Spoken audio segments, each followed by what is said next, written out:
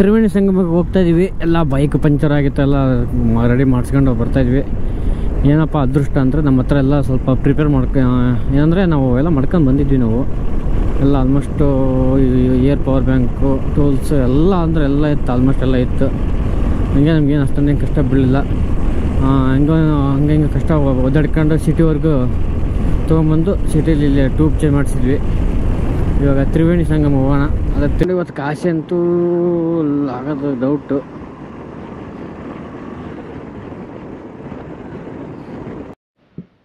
ಸ್ನೇಹಿತರೆ, ನೀವು ಏನು ನೋಡ್ತಾ ಇದ್ರ ಆ ಕಡೆ ಲಾಸ್ಟಲ್ಲಿ ಏನದ ಬೋಟ್ಗಳು, ಅದು ಗಂಗಾ. ಇವಾಗ ಇಲ್ಲೇನಿದೆ ಈ ಕಡೆ ಇದು ನದಿ, ಇದು ಯಮುನಾ. ಸರಸ್ವತಿ ಏನಿದೆ ಅದು ಅಂಡರ್ಗ್ರೌಂಡ್. ಅದು ಸರಸ್ವತಿ ಈ 3 ನದಿಗಳು ಕೊಡುವಂಥ ಈ ಜಾಗ ಇದೆ ತ್ರಿವೇಣಿ ಸಂಗಮ ಅಂತ ಹೇಳ್ತಾರೆ. ಮತ್ತು ಪ್ರಯಾಗರಾಜ್ ಅಂತ ಇದಕ್ಕೆ ಮುಂಚೆ ಅಲಹಾಬಾದ್ ಅಂತ ಕರಿತಿದ್ರು. ಇವಾಗ ಇದನ್ನು ರೀಸೆಂಟಾಗಿ ಒಂದು ರೀನೇಮ್ ಮಾಡಿದ್ದಾರೆ, ತ್ರಿವೇಣಿ ಸಂಗಮ ಅಂತ. ಒಂದು ಇಲ್ಲಿ ಮದುವೆ ಆದಂಥ ಒಂದು ಹೆಣ್ಮಕ್ಳು ಬಂದು ಇಲ್ಲಿ ಒಂದು ವೇಣು ಪೂಜೆ ಅಂತೇಳಿ ಮಾಡ್ತಾರಂತೆ. ಆ ಪೂಜೆಯನ್ನ ಏನಂದ್ರೆ ಹೆಣ್ತಿನ ತೊಡೆ ಮೇಲೆ ಕುಂದಿಸ್ಕೊಂಡು ಜಡೆಯನ್ನ ಕಟ್ ಮಾಡಿ ನೀರಿಗೆ ಬಿಡೋದು. ಈ ನೀರಿಗೆ ಬಿಟ್ಟನಂದ್ರೆ ಮದುವೆಗೆ ಮುಂಚೆ ಏನು ಹೆಣ್ತಿ ಮಾಡಿರುವಂತ ಒಂದು ಪಾಪಗಳೇನಿರ್ತಾವಲ್ಲ ಅವೆಲ್ಲ ಪರಿಹಾರ ಆಗ್ತಾವಂತೆ. ಮತ್ತೆ ಆಮೇಲೆ ಗಂಡ ಹೆಣ್ತಿ 7 ಜನ್ಮಗಳ ಕಾಲ ಆಕಿನ ಹೆಣ್ತಿಗೆ ಆಗಿರ್ತಾಳಂತೆ. ಸ್ವಲ್ಪ ಒಂದು ಹಿಂದೂ ಜನಗಳಲ್ಲಿ ನಂಬಿಕೆ. ಮತ್ತು ಇಲ್ಲಿ 12 ವರ್ಷಕ್ಕೊಮ್ಮೆ ಒಂದು ಕುಂಭಮೇಳ ನಡೆಯುತ್ತೆ. 6 ವರ್ಷಕ್ಕೊಮ್ಮೆ ಇಲ್ಲಿ ಒಂದು ಅರ್ಧ ಕುಂಭಮೇಳ ಅಂತ ನಡೆಯುತ್ತೆ. ಮತ್ತಿನ್ನೊಂದು ಏನಪ್ಪ ಅಂತಂದ್ರೆ, ಇಲ್ಲಿ ನಿಮಗೆ ಬ್ರಹ್ಮದೇವ ಒಂದು ಬ್ರಹ್ಮಾಂಡ ಸೃಷ್ಟಿ ಆದ ಮೇಲೆ ಇಲ್ಲಿ ಬಂದು ಒಂದು ತನ್ನ ಮೊದಲ ಯಜ್ಞವನ್ನು ಇಲ್ಲಿ ಒಂದು ಮಾಡಿದ್ದ ಅನ್ನೋದು ಇಲ್ಲಿ ಜನರ ಒಂದು ನಂಬಿಕೆ. ಈ ಒಂದು ಪ್ರಯಾಗರಾಜ್ ಏನಪ್ಪ ಅಂತಂದ್ರೆ ಮೊದಲು ಒಂದು ಅಲಹಾಬಾದ ಅಂತ ಒಂದು ಹೆಸರಿಂದ ಕರಿತಾ ಇದ್ರು. ಇದನ್ನ ರೀಸೆಂಟಾಗಿ ಒಂದು ರೀನೇಮ್ ಮಾಡಿದ್ದಾರೆ ಪ್ರಯಾಗರಾಜ್ ಅಂತ. ಇದು ನೀವು ಕಾಶಿ ಹೋಗೋಂಥ ಮುಂಚೆನೇ ನಿಮಗೆ ಒಂದು 140 ಕಿಲೋಮೀಟರ್ಸ್ ಮುಂಚೆನೇ ಸಿಗುತ್ತೆ. ನೀವು ಯಾರಾದರೂ ಕಾಶಿಗೆ ಏನಾದರೂ ವಿಸಿಟ್ ಮಾಡ್ತಿದ್ದೀರ ಅಂತಂದರೆ ಕಾಶಿಗೆ ಹೋಗೋಕ್ಕಿಂತ ಮುಂಚೆನೇ ಒಂದು ಪ್ರಯಾಗರಾಜ್ ಸಿಗುತ್ತೆ. ಈ ಒಂದು ಪುಣ್ಯ ತೀರ್ಥ ಸ್ಥಳನ ಮಿಸ್ ಮಾಡ್ಕೋಬೇಡಿ ಯಾರು.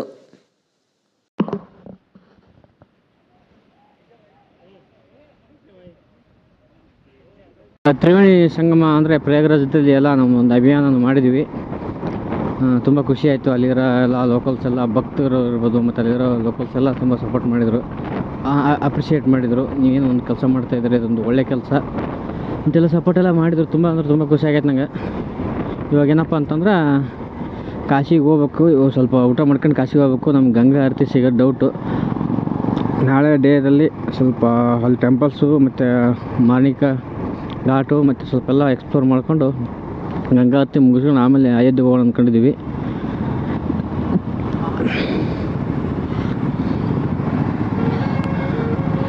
ಏನು ಭಾಳ ಏನು ದೂರ ಇಲ್ಲ ಕಾಶಿಗೆ, ಇಲ್ಲಿಂದ 120 ಕಿಲೋಮೀಟರ್ಸ್ ಅಷ್ಟೇ.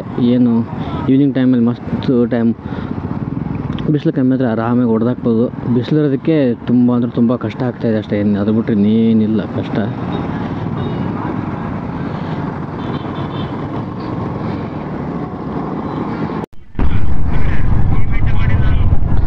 ಅಲ್ಲಿ ನೋಡಿ ಹೆಂಗೆ ಇದು ಸಿಮೆಂಟ್ ಹೊಡಕ್ಕೆ ಏನಾಗೈತೆ ಇವ್ರಿಗೆ.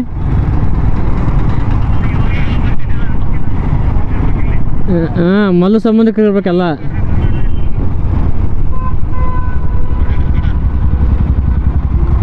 ಏನೋ ಹೈಕೋರ್ಟ್ ಅಂತ ಏನು ಹಾಕ್ಯಾನೋ 6 ನೋಡ್ಬಿಡ್ರಿ. ಹಾಂ,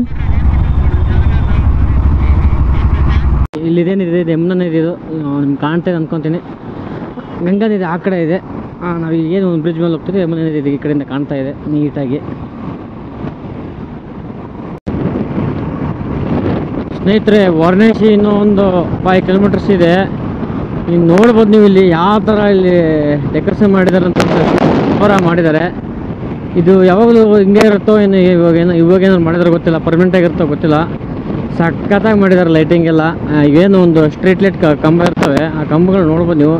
ಮಿನಿ ಮಿಂಚ್ತಾ ಇದ್ದಾವೆ, ಮಿನಿ ಪೌಡ್ರ್ ಥರ ಮಿಂಚಿಂಗ್ ಪೌಡ್ರು, ಮಿಂಚಿಂಗ್ ಮಂಜುಳ ಥರ ಮಿಂಚ್ತಾ ಇದ್ದಾವೆ.